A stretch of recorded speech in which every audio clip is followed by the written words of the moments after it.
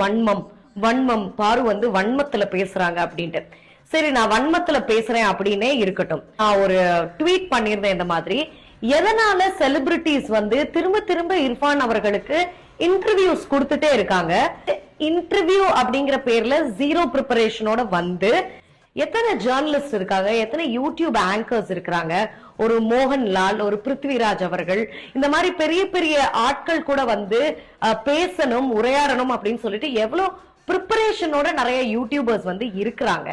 So அவங்களுக்கு எல்லாம் கிடைக்காத ஒரு ஆப்பர்ச்சுனிட்டி வந்து, சரி ஓகேப்பா உங்களுக்கு 4 மில்லியன் சப்ஸ்கிரைபர்ஸ் இருக்கு, உங்களை தேடி ஒரு செலிபிரிட்டி கொடுக்கறாங்க, பிஆர்ஓஸும் இன்டர்வியூ அரேஞ்ச் பண்ணி கொடுக்கறாங்கன்னா அதுக்கு குறைந்தபட்சமாவது ஒரு ப்ரிப்பரேஷன் இருக்கணுமா இல்லையா? அப்போ நாங்க ஒரு கேள்வி, ஒரு யூடியூப் ஆங்கர், நாங்க வந்து ஒரு நிறுவனத்துக்கு கீழே ஒர்க் பண்ற ஒரு ஆங்கர் வந்து ஒரு கேள்வி தப்பா கேட்டோம்னா, இதெல்லாம் எவன் ஆங்கரா போட்டா, இவனெல்லாம் எதுக்கு கேள்வி கேட்க, இவனெல்லாம் எதுக்கு கேள்வி கேட்க விட்டா அப்படின்லாம் நீங்க comment பண்றீங்கல்ல.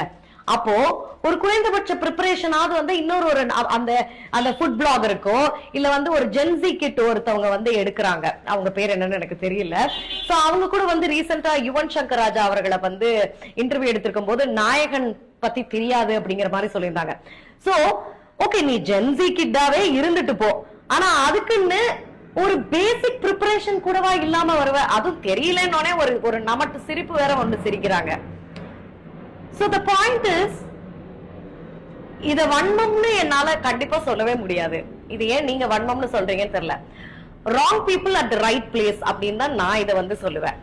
So the point is, நீ எவ்வளவு வேணாலும் கேள்வி கேளு, நீ இன்டர்வியூ எடுத்துக்கோ, என்ன வேணாலும் பண்ணிக்கோ, ஆனா மம்முக்காவா மாமுக்கான்ற ஒரு ஒரு ஒரு பேர் கூட உன்னால ஒழுங்கா சொல்ல முடியல.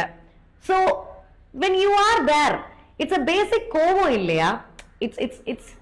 it's genuine ஒரு கோவம் தானே, நியாயமான கோவம் தானே. Correct me if I am wrong.